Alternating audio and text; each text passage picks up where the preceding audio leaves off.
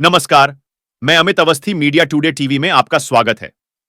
Israel Hamas युद्ध की ताजा अपडेट लेकर एक बार फिर मैं हाजिर हूं। आज के वीडियो में आपको इजरायली सैनिकों के परिवार और सरकार के बीच जूतम पैजार का नजारा दिखाऊंगा। अभी तक तो बंधकों के परिवार वाले ही इजरायली सरकार को कोस रहे थे, लेकिन अब गाजा में मरने वाले सैनिकों के परिवार वालों ने भी मोर्चा खोल दिया है। वो दिन दूर नहीं जब इजराइल की जनता युद्ध कैबिनेट के मंत्रियों और नेताओं को दौड़ा दौड़ाकर मारना शुरू कर देगी। इसकी ताजा झलक गाजा में मारे गए एक इजरायली सैनिक के अंतिम संस्कार में देखने को मिली।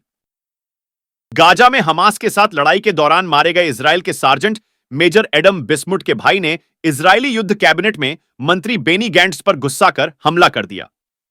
आईडीएफ सैनिक के भाई ने मंत्री पर चिल्लाते हुए उनसे गाजा में युद्ध रोकने के लिए कहा। पहले यह वीडियो देखिए, उसके बाद पूरा माजरा बताऊंगा।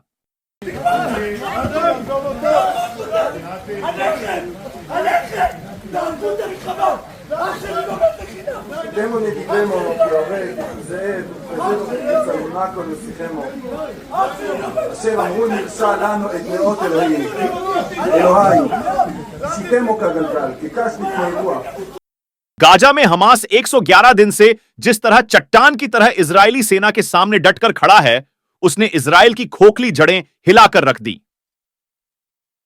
अभी 2 दिन पहले हमास की अल कस्साम ब्रिगेड के लड़ाकों ने एक ही झटके में इजराइल के 24 सैनिक मार गिराए थे। इजराइल पहुंचने के बाद अब इन सैनिकों का अंतिम संस्कार किया जा रहा था। एक ही दिन में इतनी बड़ी संख्या में सैनिकों के मारे जाने के बाद सैनिकों के परिवार वालों में गम और गुस्सा दिखाई दिया। गाजा में मारे गए सार्जेंट मेजर एडम बिस्मुट का भाई उसके अंतिम संस्कार के दौरान इजरायली युद्ध कैबिनेट में मंत्री बेनी गैंट्स पर बुरी तरह भड़क पड़ा। गुस्से में यह चिल्लाते हुए जैसे ही यह युद्ध मंत्री की तरफ बढ़ा, वहां मौजूद लोग हालातों को समझ गए और तुरंत उसे पकड़ लिया और गैंट्स के करीब जाने से रोक दिया।